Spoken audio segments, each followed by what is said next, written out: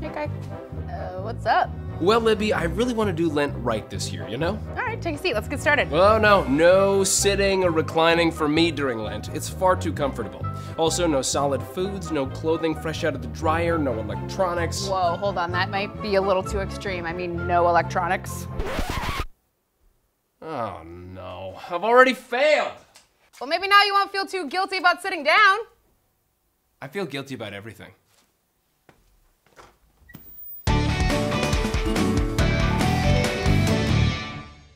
Hi, I'm Libby. And I'm Kai. Welcome to Catholic Central. When most people think about Lent, they think about something they have to give up. But Lent is so much more than that.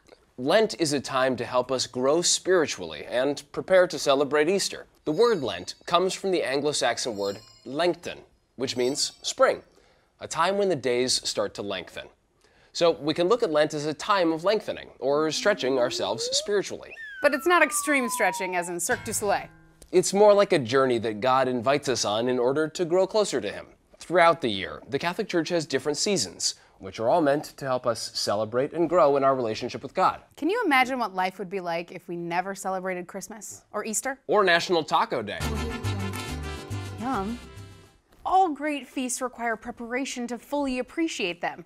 And almost every major religion has a similar time of preparation and purification. Even secular society has its own traditions. At New Year's, you can find people giving up everything from unhealthy food to everything they did the night before. The first mention of Lent was found in 325 AD at the Church's Council of Nicaea.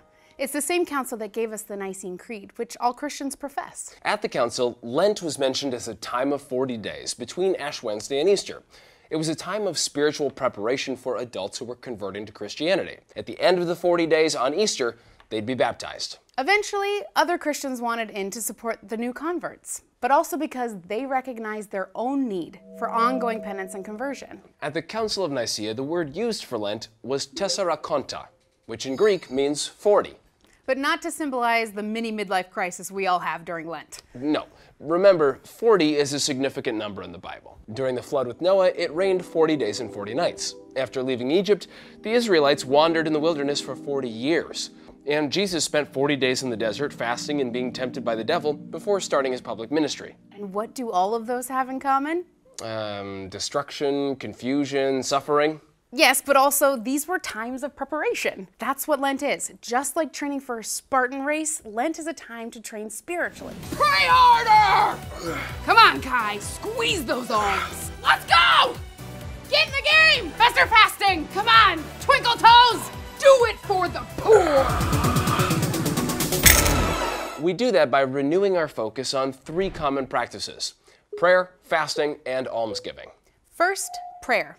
Christians are encouraged to pray every day anyway, but Lent is a time to refocus our prayer life and maybe even add a little more to it. For instance, you could add a few minutes to your prayer time each day, attend Mass more frequently, or learn a new prayer you've been putting off, like the Rosary. Conveniently, we have episodes on the Rosary, praying with the Bible, or the Mass, so you can't make excuses. Next is fasting.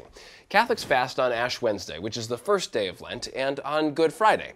That means you can have 1 full meal and 2 smaller meals or snacks that don't equal a full meal, even if you pile them on top of each other. On Ash Wednesday and Fridays during Lent, Catholics also abstain from meat. That means no cheeseburgers, chicken, or the ultimate sacrifice, bacon. Catholics can eat fish on Fridays. There are a few reasons why. Throughout history, meat was considered a luxury, but fish was not, because there was a ton of it. So Catholics practiced eating fish on Fridays as a way to deny themselves the deliciousness of meat and show solidarity with the poor. Also, Catholics give up meat on Fridays in order to honor the sacrifice of Jesus, who gave up his flesh for us on Good Friday. Over time, abstaining from meat on Fridays became a generally accepted act of penance in the Christian community. Fun fact, in the 1960s, McDonald's added the Filet-O-Fish because burger sales dropped during Lent. So if you've ever enjoyed a Filet-O-Fish, on behalf of Catholics everywhere, you're welcome. Besides abstaining from meat on Fridays during Lent, throughout the 40 days, Catholics also give up something good that they normally enjoy. It's another way to show their commitment to God. And it's a way to honor Jesus' command to deny ourselves, take up our cross, and follow him. A lot of people give up candy or chocolate. But really, it can be anything you choose. Say you're addicted to TV, especially, I don't know, shows where people finally get the kitchen of their dreams.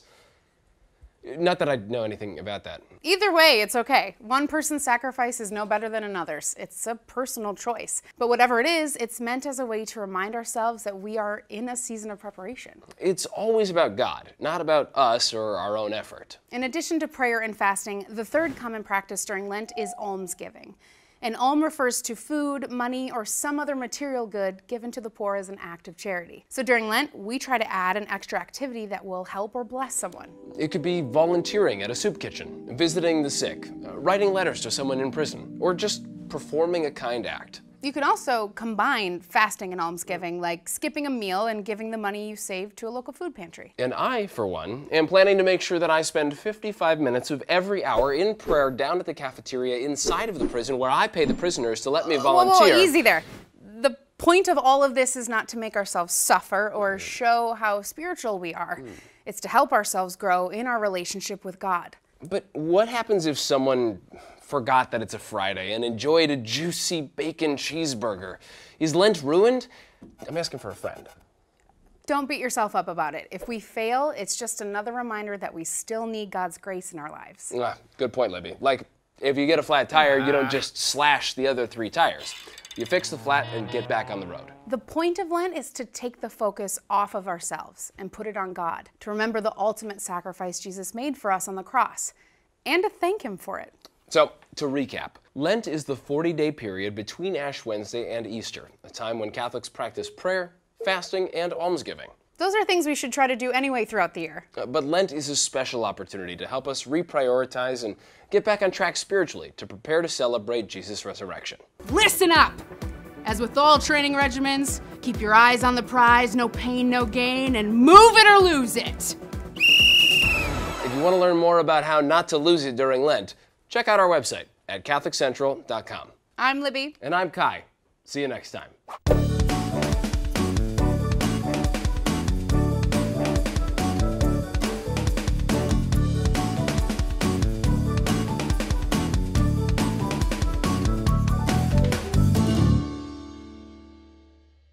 Traffic lights! How many traffic lights did I go past when I was just coming here today? I can't get out of bed in the morning without feeling. Where are you going?